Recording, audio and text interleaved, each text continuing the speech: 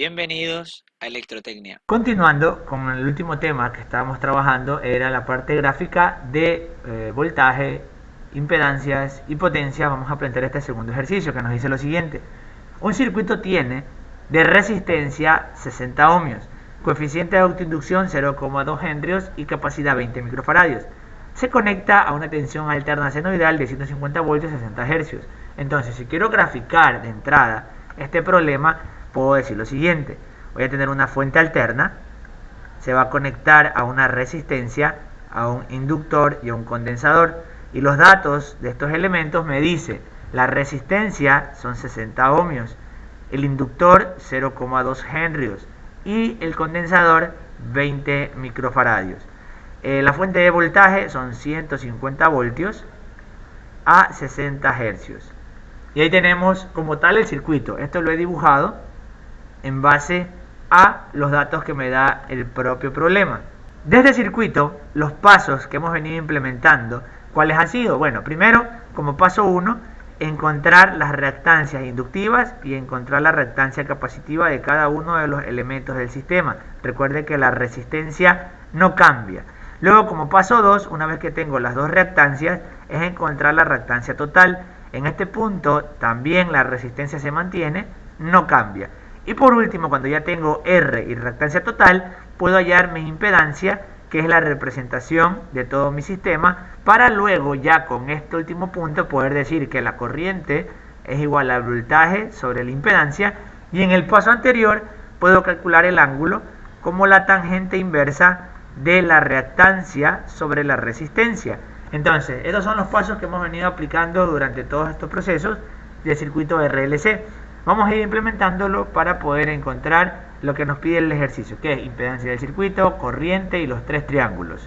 Como primera parte, vamos entonces a calcular lo que son las reactancias. ¿Cuánto será la reactancia inductiva y cuánto será la reactancia capacitiva?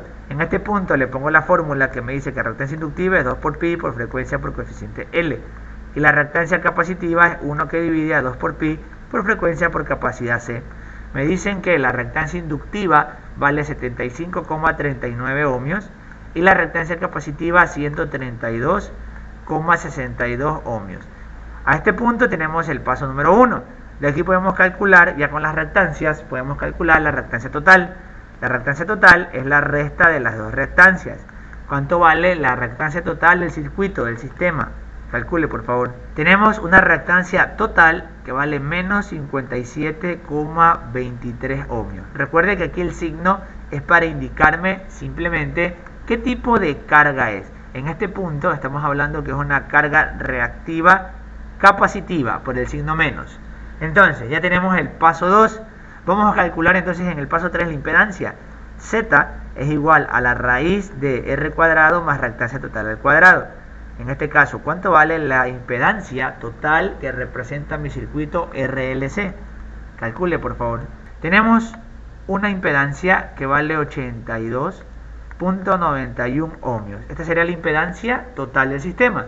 En este punto yo ya puedo calcular lo que son el ángulo y la corriente. Obviamente el ángulo no me lo está pidiendo el ejercicio, por ende no es necesario sacarlo. Puedo sacar la corriente. La corriente es igual al voltaje sobre la impedancia. ¿Cuánto será entonces la corriente total del sistema? Esa corriente, ojo, es la corriente que aparece aquí. ¿Por qué? Porque es la corriente que pasa por la impedancia Z. Es la misma. Como es un circuito serie, es la misma corriente. ¿Cuánto será esa corriente? Divida el voltaje para la impedancia. Tenemos una corriente de 1,8 amperios. Esa sería la corriente total. Sería el punto o literal B. Corriente. Ahora, ¿por qué no empiezo con el literal A? ¿Por qué? Porque este es el proceso, ya lo vamos haciendo de forma mecánica. Calcular las reactancias, calcular la reactancia total, calcular la impedancia y la corriente. Y de ahí partimos, de ahí vamos hacia atrás. Ahora sí, vamos a trabajar con los triángulos. Primero voy a poner acá el título, que sería, el primer triángulo sería el triángulo de impedancias. En este triángulo, recuerde que lo que vamos a graficar o vamos a representar es la resistencia, la reactancia y la impedancia. Obviamente la reactancia total. En este caso dibujamos el triángulo. Voy a colocar por aquí una línea. Voy a colocar el eje X y obviamente el eje Y. y cada una tiene su representación, como ya lo vimos anteriormente. Puedo decir que aquí tengo impedancia Z, aquí tengo R y aquí tengo reactancia total. Ahora, si yo a este triángulo le quiero dar valores, es simplemente colocar los datos que ya hemos calculado previamente en el sistema, que ya hemos calculado en el ejercicio. Para eso, ¿cuánto vale cada uno de estos parámetros? Veamos. Impedancia Z, según el problema me dice que es 82,91. Reactancia total, me dice el problema. Ojo, aquí miren lo que pasó, La reactancia total es negativa. ¿Qué significa eso? Bueno, voy a redibujar esto. Aquí tengo que tener en consideración el signo de la reactancia. Entonces, ¿qué hago? Pues bien, ahora la impedancia Z ya no va para arriba, sino que la voy a poner para abajo. ¿Por qué? Porque la reactancia total resulta que es negativa. Entonces, aquí sí, reactancia es igual a menos 57,23. Ojo con el signo de la reactancia. Entonces, ahora sí puedo decir que R es igual a 60 y la impedancia Z es igual a 82,91. Ojo, hacia abajo la reactancia porque es negativa. Recuerden, el eje que tenemos, las Y, para arriba es inductivo y para abajo es capacitivo. Y como vimos en el cálculo, al ser negativo, esto es predominante capacitivo. Por eso va hacia abajo, recordando que este es el eje de las X. Ese es el dibujo del triángulo de impedancias. Por eso va esa flechita hacia abajo. Veamos, en la parte del triángulo de impedancias vamos a dejar como base de que en esta parte izquierda tenemos el caso 1 cuando la reactancia es positiva y en la parte derecha sería el caso 2 cuando tenemos la reactancia negativa. En este ejercicio, en este caso, la reactancia es negativa. Por ende, al ser reactancia negativa, el triángulo se forma de esta manera, con la reactancia hacia abajo. Explicándolo, se dice de que es dado que hacia arriba en los positivos están las reactancias inductivas y hacia abajo están las reactancias capacitivas, obviamente en el eje de las Y. Ahora, vámonos al triángulo de voltajes. Para el triángulo de voltajes o de tensiones, vamos a hacer el mismo proceso. En este caso, tener en consideración que dibujo primero el triángulo, tenemos aquí el voltaje eficaz de la impedancia, tenemos el voltaje en la resistencia y tendremos el voltaje de la reactancia. Entonces, ¿cuánto será el voltaje de la impedancia, el voltaje de la resistencia y el voltaje de la reactancia?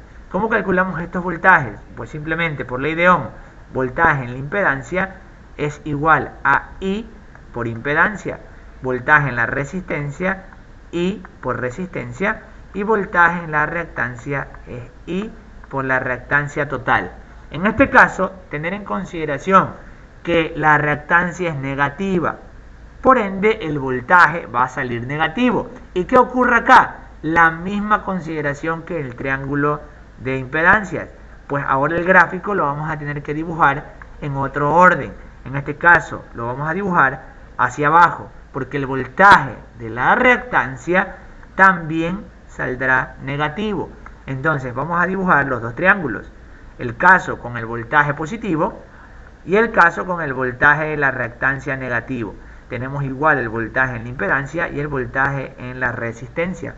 Calcule cuánto vale cada uno de estos datos: voltaje en resistencia, reactancia e impedancia. Para los voltajes tenemos los dos triángulos, el caso cuando el voltaje es positivo, el voltaje negativo, y los valores me dicen lo siguiente.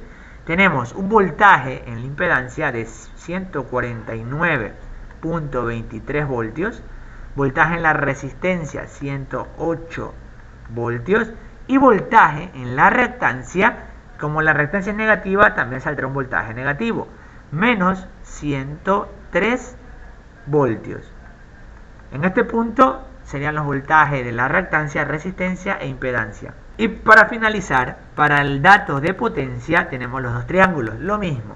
El caso 1 cuando la potencia reactiva es positiva y caso 2 cuando la potencia reactiva es negativa. Entonces, en este punto, para calcular el valor numérico, la fórmula sería I cuadrado por impedancia para la potencia aparente I cuadrado por resistencia para la potencia activa e I cuadrado por reactancia para la potencia reactiva.